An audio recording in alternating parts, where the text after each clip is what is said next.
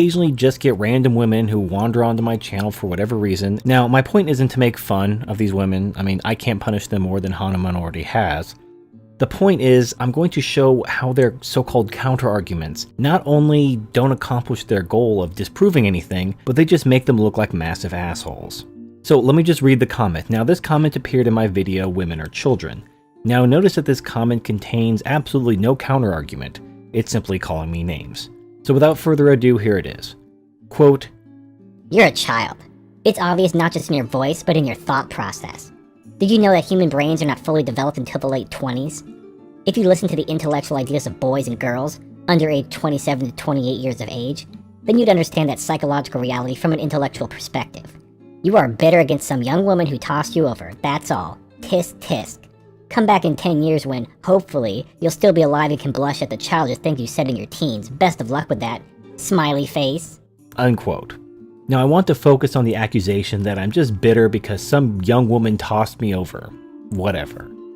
Now, I hear this a lot, that men who are associated with anti-feminism or MGTOW are just bitter, misogynistic, whatever. The word bitter gets thrown around a lot.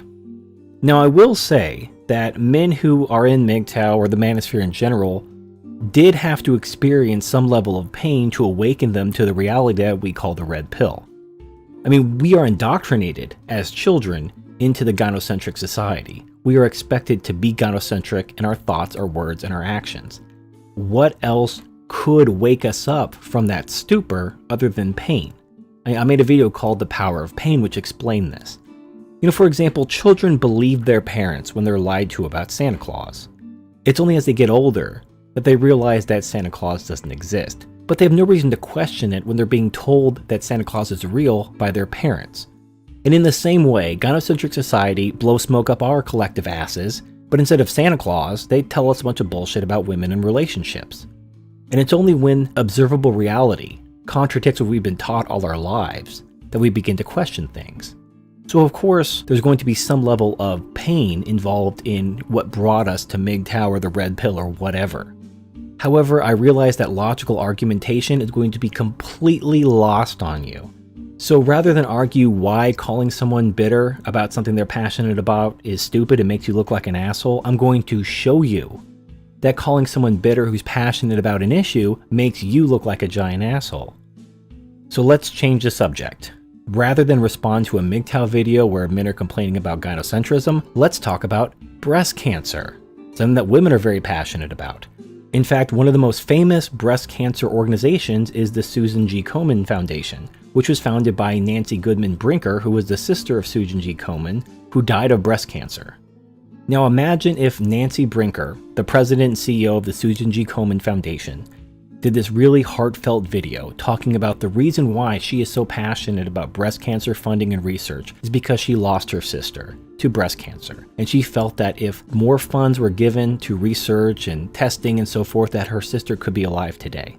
And then someone left a comment in that video saying, "Oh my god, you're just bitter because your sister died. Boo hoo hoo. Why don't you just get over it? There are lots of people who die of lots of different reasons. Not everyone dies of cancer. I know someone who didn't die of cancer, so that invalidates your entire argument. Oh my god. Maybe in 10 years you'll grow up, put your dead sister behind you, and get a life. Loser." Now, if someone left a comment like that, you wouldn't think, yeah, these breast cancer people are really stupid. They're wasting their life. You would think, that guy's a fucking asshole who wrote that comment. Why is he making fun of this person's pain and making fun of the fact that this person's sister died and they're passionate about something to try to prevent other people from suffering the same fate? That is what you're doing when you come onto a MGTOW video and call MGTOW a bunch of bitter people who were hurt by women, when we're talking about actual issues, actual men's lives being destroyed by actual gynocentrism. And all you can do is point your finger, call people names, and talk about how bitter men are because they were dumped by some girl, as if that's all it was. As if just, oh, I got dumped by a girl, I hate all women now. No, it has nothing to do with that. Women aren't even the problem. The system is the problem. Gynocentrism is the problem. When women are under control, they're fine. The problem is they've been completely let off the leash and just running wild and fucking everything up. But I don't really blame women for that. I mean, women are what they've always been. Anyway, I hope that this explains exactly why you are a raging asshole. Why you shouldn't attack men who are passionate about an issue such as gynocentrism, calling them bitter losers or whatever. It doesn't actually help your case. You're not actually converting anyone, you're not presenting any sort of counter-argument, you're just making yourself look like a massive asshole. Because you're making fun of people's pain.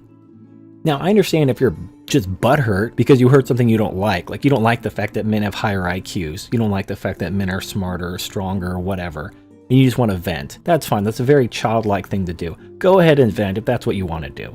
But don't pretend you're making some sort of counter-argument because you're not. You're just being a stupid bitch. I hope you found this video enlightening. I hope we all learned something about ourselves today, and I hope we're all better people now. So thank you for watching, and I'll see you next time.